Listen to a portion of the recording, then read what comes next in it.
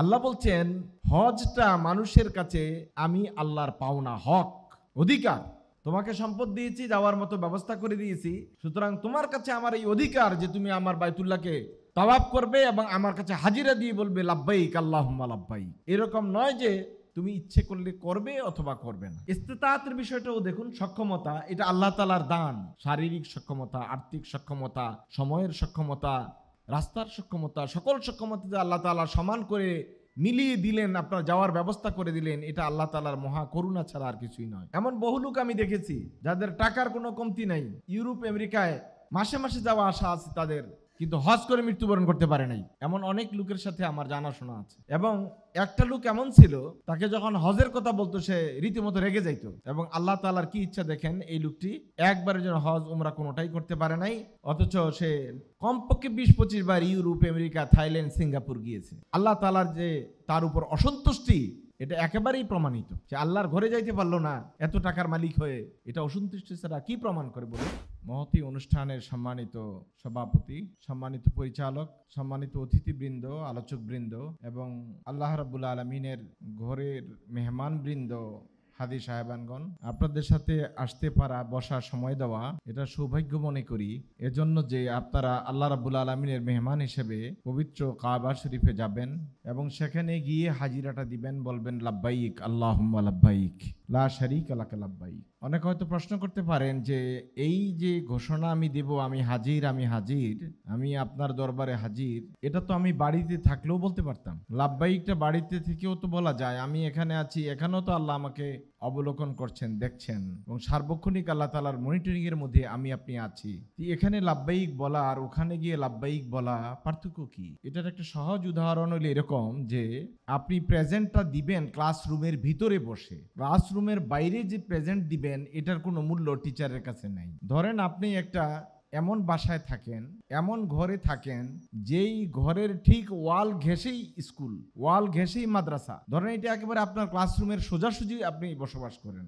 আর sir যখন আপনার নাম কল করবে, রুল নম্বর ডাকবে, ওই সময় যদি আপনার রুম থেকে আপনি বলেন স্যার আমি হাজির আছি, প্রেজেন্ট স্যার, স্যার তো অবশ্যই এটাকে প্রেজেন্ট দিবেন নাকি? দিবেন না। কারণ ওইটা উপস্থিত মানে হলো ক্লাসরুমে উপস্থিত কিনা এটা নিশ্চিত করা। বাসায় উপস্থিত আছেন এটা স্যার কাউন্ট করবেন না। সুতরাং লাব্বাইক বলার একটা গন্ডি আছে, ওই গন্ডির মধ্যে না গিয়ে শুধু বাড়িতে বসে বসে লাব্বাইক, এটা আল্লাহ তাআলার কাছে কবুল হয় না। আল্লাহ সুবহানাহু ওয়া তাআলা সেই জায়গাগুলো কোরআনে কারিমে বর্ণনা করে দিয়েছেন। ফিহি আয়াতুম বাইয়িনাতুম ওয়া মাকামু ইব্রাহিম, সেখানে আয়াতে বাইয়িনাত, সুস্পষ্ট নিদর্শন সমূহ রয়েছে।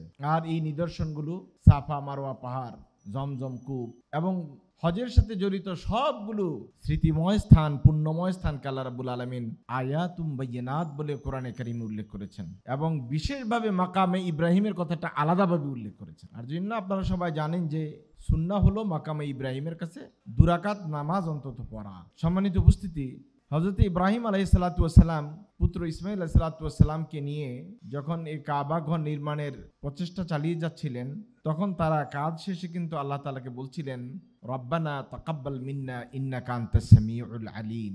এইটি হলো সবচেয়ে গুরুত্বপূর্ণ বিষয়। যা করেন, যা বলেন, সব কিছুর পরে দোয়া করা, আল্লাহ তাআলা আপনি আমার কাজটা কবুল করেন। আল্লাহ তাআলার নির্দেশেই ঘর তৈরি করলেন, কিন্তু তৈরি করার পর আবার দোয়া চাইছেন আল্লাহ তাআলা যেন তাদের এই কাজটাকে কবুল করেন। এজন্য আমরা কেউ বলতে পারি না আমাদের কোন ইবাদতটা আল্লাহ তাআলা কবুল করেছেন। সকল ইবাদতের পরে এটা বলা উচিত, আল্লাহ এই ইবাদতটা আমি আমার সাধ্যমতো করেছি, কবুল করার মালিক আপনি, আপনার কাছে চাই আপনি দয়া করে আমার ইবাদতটা কবুল করেন। এমন একটি ধূসর মরুভূমি, অনুর্বর জায়গা, এমনকি মক্কায় আপনারা যারা গেছেন তারা দেখেছেন সেখানে একটা না ধুধু মাঠও নাই, শুধু পাহাড়ের পর পাহাড়, পাহাড়ের পর পাহাড়। এমন একটি জায়গায় একটি ঘর নির্মাণ করার পরে মানুষ আসবে, এটি কল্পনাতীত কাজ ছিল। এজন্য মনের প্রশ্ন যেটি হযরত ইব্রাহিমের ভিতরে ছিল যে ঘর করতে তো বলেছেন, ঘর তৈরিও করে ফেলেছি, মানুষ আসবে কোত্থেকে? এখানে নির্জন বিজন এলাকায় মানুষ কোত্থেকে আসবে? আল্লাহ তাআলা বলছেন ওয়াআযযিন ফিন্নাসি বিল হজ, তোমার কাজ হলো শুধু আজান দেওয়া, ঘোষণা দেওয়া, আর মানুষ আনার দায়ভার হলো আমি আল্লাহ রাব্বুল আলামিন, দায়িত্বটা আমার। ইয়াতুকা রিজালান, ওখানে মানুষ চলে আসবে একেবারে কৃষকায় উটের উপরে হলেও করে আসবে, মিন কুল্লি ফাজ্জিন আমিক, দূর দূরান্ত থেকে। আলহামদুলিল্লাহ, সময়ের ব্যবধানে এখন আপনারা দেখছেন সেই জাপান থেকে শুরু করে আমেরিকা পর্যন্ত, অস্ট্রেলিয়া থেকে শুরু করে কানাডা পর্যন্ত এমন কোনো রাষ্ট্রের লোক নাই যে রাষ্ট্রের লোক হজের সময়ে মক্কা নগরীতে উপস্থিত হয় না। ঠিক কিনা বলুন? সেখানে কত প্রজাতির মানুষ, কত রকমের মানুষ, কত বর্ণের মানুষ, কত গোত্রের মানুষ, সকল মানুষকে আল্লাহ রাব্বুল আলামিন এক জায়গায় এনে একটি মহাসম্মেলনের ব্যবস্থা করে দিয়েছেন। কাবা শরীফের চতুর্পাশে তাওয়াফের যেই ব্যবস্থা চলে তাওয়াফ চলে, এই তাওয়াফ আপনারা কি এই গত 1500 বছরে এরকম একটা খবর আপনাদের কাছে আছে, তথ্য আছে যে তাওয়াফ চলাকালীন সময়ে ছেলে মেয়ে পুরুষ নারী সব একসাথে তাওয়াফ করতেছে, একটা কোনো ইফটিজিংয়ের খবর আপনাদের কাছে আছে? আল্লাহ সুবহানাহু ওয়া তাআলা নিয়ন্ত্রণ করেন মানুষের অন্তর। আল্লাহ রাব্বুল আলামিন বলে দিয়েছেন, ওমান দাখালাহু কানা আমিনা, যে ঢুকবে সে নিরাপদ হয়ে যাবে, নিরাপদ সব কিছুর বিষয়ে, সকল বিষয়ে নিরাপত্তা আল্লাহ রাব্বুল আলামিন নিশ্চিত করেছেন।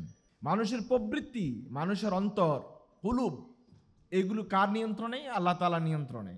সেখানে গেলে আপনি এই কাজে উজ্জীবিত হবেন কোত্থেকে? সবসময় তো আপনার মনে থাকবে আল্লাহর ঘরের দিকে, চোখ থাকবে আল্লাহর ঘরের দিকে, দৃষ্টি থাকবে আল্লাহর ঘরের দিকে।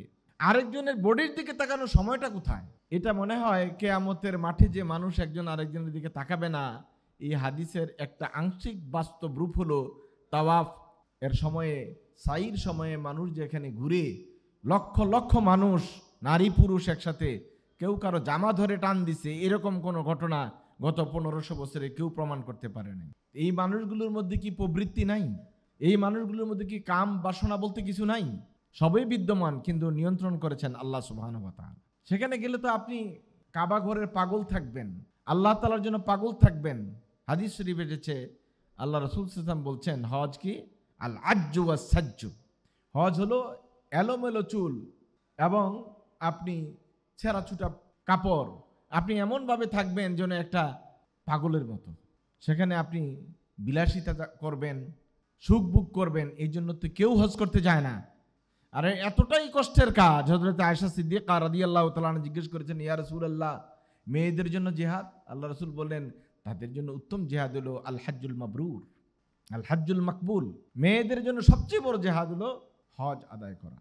সুতরাং আল্লাহ সুবহানাহু ওয়া তাআলার অপরিসীম দয়া এবং মেহেরবানি যে আল্লাহ সুবহানাহু ওয়া তাআলা এই লক্ষ লক্ষ মানুষদের সেখানে মিলন ঘটান এবং তাদেরকে হেফাজতের ব্যবস্থা আল্লাহ রাব্বুল আলামিন করেন। আল্লাহ সুবহানাহু ওয়া তাআলা কোরআনুল কারীম সূরা আলী ইমরান আয়াত নম্বর 97 ইরশাদ করছেন, ওয়ালিল্লাহি আলান নাসি হিজ্জুল বাইতি মান ইসতাতা ইলাইহি সাবিলা, তোমাদের যাদের ইসতিতাআত আছে, সক্ষমতা আছে, তারা হজ করতে হবে। তাদেরকে হজ আল্লাহ রাব্বুল আলামিন ফরজ করে দিয়েছেন।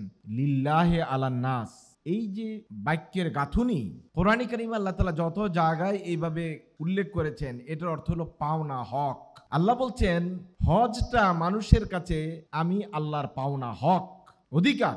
তোমাকে সম্পদ দিয়েছি, যাওয়ার মতো ব্যবস্থা করে দিয়েছি, সুতরাং তোমার কাছে আমার এই অধিকার যে তুমি আমার বাইতুল্লাহকে তাওয়াফ করবে এবং আমার কাছে হাজিরা দিয়ে বলবে লাব্বাইক আল্লাহুম্মা লাব্বাইক। তো তোমার কাছে আমার পাওনা, এরকম নয় যে তুমি ইচ্ছে করলে করবে অথবা করবে না। ইস্তিতাআতের বিষয়টাও দেখুন, সক্ষমতা, এটা আল্লাহ তাআলার দান। শারীরিক সক্ষমতা, আর্থিক সক্ষমতা, সময়ের সক্ষমতা, রাস্তার সক্ষমতা, সকল সক্ষমতা যে আল্লাহ তাআলা সমান করে মিলিয়ে দিলেন, আপনার যাওয়ার ব্যবস্থা করে দিলেন, এটা আল্লাহ তাআলার মহা করুণা ছাড়া আর কিছুই নয়। এমন বহু লোক আমি দেখেছি যাদের টাকার কোনো কমতি নাই, ইউরোপ আমেরিকায় মাসে মাসে যাওয়া আসা আছে তাদের, কিন্তু হজ করে মৃত্যুবরণ করতে পারে নাই। এমন অনেক লোকের সাথে আমার জানাশোনা আছে। এবং একটা লোক এমন ছিল, তাকে যখন হজের কথা বলতো সে রীতিমতো রেগে যাইতো। এবং আল্লাহ তাআলার কি ইচ্ছা দেখেন, এই লোকটি একবারের জন্য হজ উমরা কোনোটাই করতে পারে নাই, অথচ সে কমপক্ষে 20-25 বার ইউরোপ আমেরিকা থাইল্যান্ড সিঙ্গাপুর গিয়েছে। আল্লাহ তাআলার যে তার উপর অসন্তুষ্টি, এটা একেবারেই প্রমাণিত। সে আল্লাহর ঘরে যাইতে পারলো না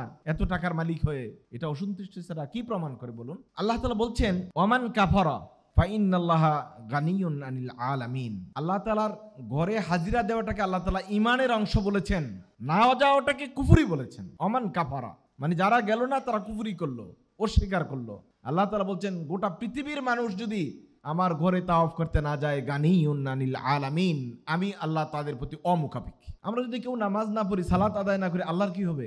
আমি যদি হজ না করি, আল্লাহ তাআলার কি হবে? এটা আল্লাহ তাআলা স্পষ্ট করেছেন, গানিয়ুন আনিল আলামিন। পৃথিবীর সব মানুষগুলো যদি মুখ ফিরিয়ে নেয় আমার ঘর থেকে, আমি আল্লাহ তাআলা কিছু যায় আসে না। এর চেয়ে বেশি ধমকির কথা, এর চেয়ে বেশি রাগের কথা, এর চেয়ে বেশি শাসনের কথা আর কি হতে পারে বলুন? তারপরে আমাদের মাঝে কিছু মানুষ আমরা এমন দেখতে পাই, ওনারা এই বিষয়গুলোর উপরে কোনো দৃষ্টিই দেন না এবং একটা গুরুত্বও দেন না। অথচ আল্লাহ সুবহানাহু ওয়া তাআলা বলছেন, আতিমুল হজ্জ ওয়াল উমরাতা লিল্লাহ, তোমরা হজ এবং উমরা এটা আল্লাহ তাআলার জন্যই পরিপূর্ণ করো, আদায় করো, আল্লাহ তাআলার সন্তুষ্টির জন্য। সম্মানিত উপস্থিতি, হজ সংক্রান্ত ফজিলতের ওয়াজ আপনারা সবাই জানেন, শুনেছেন। আল্লাহ রাসূল সাল্লাল্লাহু আলাইহি ওয়া সাল্লাম সবচেয়ে বড় কথা যেটি বলেছেন, আল হাজ্জুল মাবরুরু লাইসা লাহুল জাযা ইল্লাল জান্নাহ। হজ্জে মাবরুর, মাবরুর মানে মাকবুল, যে হজটি আল্লাহ তাআলা কবুল করেন এটার একমাত্র প্রতিদান হলো জান্নাত, এটার বিকল্প কিছু নেই। তো এর চেয়ে বড় ফজিলত আর কি বলা দরকার? আমাদের দেশের একটা অভ্যাস হলো, আমাদের কালচারটা এরকম, ফজিলত সংক্রান্ত ভুলভাল হাদিস বললেও আমরা সুবহানাল্লাহ আলহামদুলিল্লাহ চালাই যাই। তো সহি হাদিস একটাই যথেষ্ট, এখানে হাজার হাজার হাদিসের দরকার নেই। বিষয়ের গুরুত্ব বোঝানোর জন্য আল্লাহ রাসূল সাল্লাল্লাহু আলাইহি ওয়াসাল্লাম যে সমস্ত সহি হাদিসগুলো এসেছে, এগুলি কিন্তু আমাদের জন্য যথেষ্ট। উদাহরণের জন্য আপনাদেরকে বলি, যেমন আল্লাহ রাসূল বলছেন, আমার উদাহরণ আমার উম্মতের মাঝে এরকম, যেমন চাঁদের উদাহরণটি, চাঁদটা যেমন সকল নক্ষত্রের চেয়ে উজ্জ্বল, ঠিক উলামায়ে উম্মত তাদের মর্যাদা এরকম, আলেমদের মর্যাদাটা এত বেশি। এই হাদিসটা একদম সহি হাদিস। আল্লাহ রাসূল বলছেন যে তাদের মর্যাদার কোনো শেষ নাই। সেক্ষেত্রে যদি আপনি একটা মিথ্যা হাদিস বলেন যে উলামা ও উম্মতি কা আম্বিয়ায়ে বনি ইসরাঈলা, আমার উম্মতের আলেমরা বনি ইসরাইলের নবীদের তুল্য, তাদের সমমানের, এটা একেবারেই একটা মাউজু হাদিস, মিথ্যা হাদিস। তো ওই হাদিসটা কি যথেষ্ট ছিল না, যেখানে রাসূল সাল্লাল্লাহু আলাইহি ওয়াসাল্লাম নিজের মর্যাদার সাথে আলেমদের মর্যাদার কথা বর্ণনা করেছে? কি দরকার ছিল মিথ্যা হাদিসটা বানানোর? অর্থাৎ ওইখানে আমাদের একটা এই কাজ করে যে এর চেয়ে বেশি কোনো ফজিলত বলা যায় কিনা, এটা হোক মিথ্যা, তারপরে একটা মনোতুষ্টি, এই যে একটা মানসিক চিন্তা, এখান থেকে আমাদেরকে বেরিয়ে আসতে হবে। সম্মানিত উপস্থিতি, আল্লাহ রাসূল সাল্লাল্লাহু আলাইহি ওয়াসাল্লাম জীবনে একবার হজ করেছেন, বারবার হজ করেন নাই। হাদিস আছে, আল্লাহ রাসূল জিজ্ঞাসা করেছে হজ কয়বার, আল্লাহ রাসূল চুপ করে আবার জিজ্ঞেস করেছে কয়বার, আল্লাহ রাসূল বললেন একবার। আমি যদি বলতাম বারবার, তাহলে বারবারই তোমাদের উপর ফরজ হয়ে যেত। যারা বারবার হজে যাচ্ছেন যান, কিন্তু সবচেয়ে বড় বিষয় হলো হজ আপনার জীবনে একবার ফরজ, বারবার নয়। আর এটা তখনই করা উচিত যখন আপনার গায়ে শক্তি সামর্থ্য থাকে। এজন্য ইমাম আবু হানিফা আলাইহির রাহমা সহ বড় বড় সকল ফকিরা বলছেন হজ হবে আলাল ফাউর, মানে যখনই টাকা এসে যাবে তখনই হজ করে ফেলবেন। কারণ এই টাকার স্থায়িত্ব বলতে কিছু নাই। আজকে টাকা আছে, কালকে থাকবে না। এই যেন আপনি টাকার ঘুরে পড়ে হজ থেকে বঞ্চিত না হন, এই জন্য উলামায়ে কেরাম বলছেন হজ ফরজ হয়ে যাওয়ার সাথে সাথেই এটাকে আদায় করে দেওয়া, এটা হলো সর্বোত্তম কাজ।